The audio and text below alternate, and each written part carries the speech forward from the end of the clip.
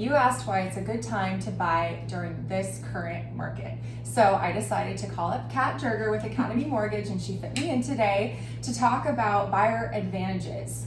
Yep, so we typically see the market shift a little bit during November and December because of the holidays. We've seen a huge rush in that in conjunction with the current real estate market and the upper hand kind of shifting from sellers to buyers. And one of the big advantages that we've seen is this little thing called seller credit, which as a buyer can be a huge opportunity for you. So we thought we would break down what you're responsible for as a buyer in total in the transaction, and then how a seller can help you with that, which is something you haven't probably had the opportunity for the last 2 years in this market because it's been completely and utterly a seller's market until recently.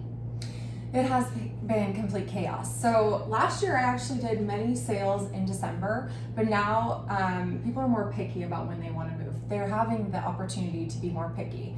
So as a buyer, you have the advantage. Not as many buyers are looking right now. Not as many buyers are writing offers because they're a little nervous about the current state of the market, but there are a lot of opportunities right now.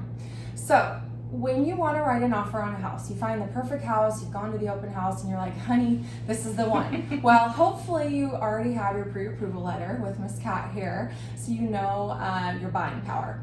Also, we have to talk about earnest money, which goes towards your down payment, and you need to cover the inspection fees. So down payment, inspection fees, and what am I forgetting? Closing costs. And closing costs. And people are always curious how much their closing costs will be. So what's an easy way to break that down for a buyer? It depends. So I typically say roughly about 3%, but the tricky part about closing costs is you can actually expand that bucket, and it's closing costs, prepaids, and reserves. So that's just a fancy way of saying we as lenders, we're required to disclose to you every fee associated with you getting the mortgage, except for your inspections, because we don't require those. So we're disclosing to you our fees as a lender, we're disclosing to you the appraiser's fee, we are disclosing to you title and escrow's fees, and then we're disclosing to you those prepaids and reserves, which means how much money we're gonna hold back of your own money to pay your property taxes and your homeowner's insurance for you. So why closing costs can vary is interest rates. If you decide to buy down your interest rate, those closing costs can increase. Taxes, one property could have annual property taxes of $5,000 and one property could have annual taxes of $7,000. So those numbers will fluctuate. So a good rule of thumb is probably somewhere around 3%, but the better rule of thumb is just checking with your lender before you're writing the offer to see on that particular home with your particular scenario what you're going to be responsible for. Exactly, because then if you know your closing costs are $10,000, you can maybe ask for help with that, and I would always suggest doing that first off when you're writing the offer.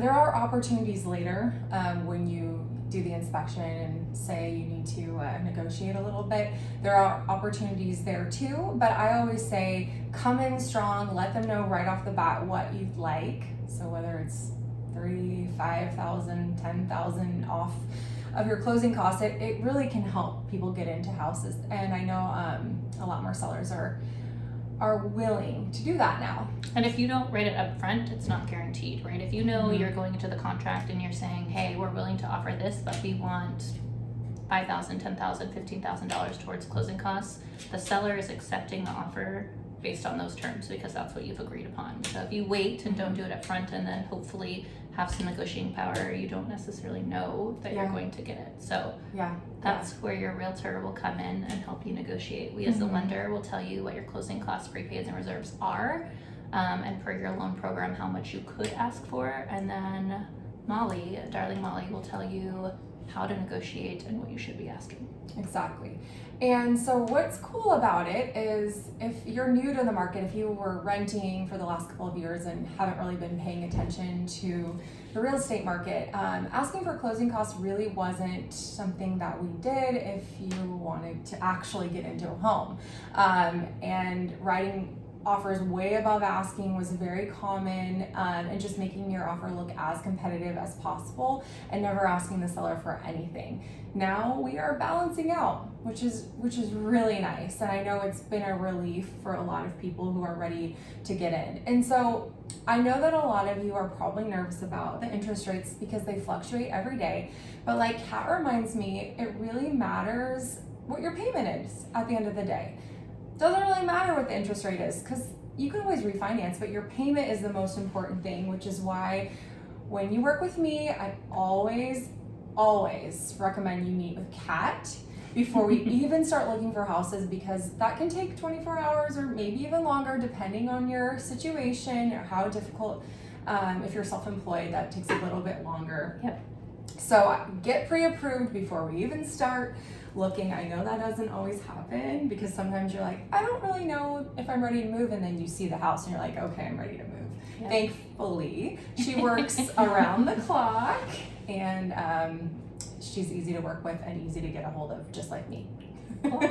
So this market, huge advantage is having the seller either help. We've done a video on buy downs and what buy downs are. We can do another video if you guys want, or even just having the seller help pay for closing costs. So prices are leveling out. We're seeing maybe slight declines right now, but we're not seeing a ton of over asking offers, which is awesome. And we're seeing a ton of credit come in on contracts of those buyers getting help from the seller.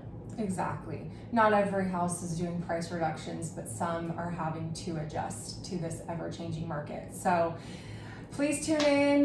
We're planning on doing these videos monthly, and you can always reach out to us and check the rates and any other questions you may have. We're going to have little market chats with Kat because she has a lot of knowledge about the market, and Academy has a lot of products to help you. First-time home buyer, rate buy down. We'll hold your hand and cheer you on through this process, which I think can be a little easier than it was before. So cheers to you. Cheers, my friend. Happy Tuesday. Good. That was good.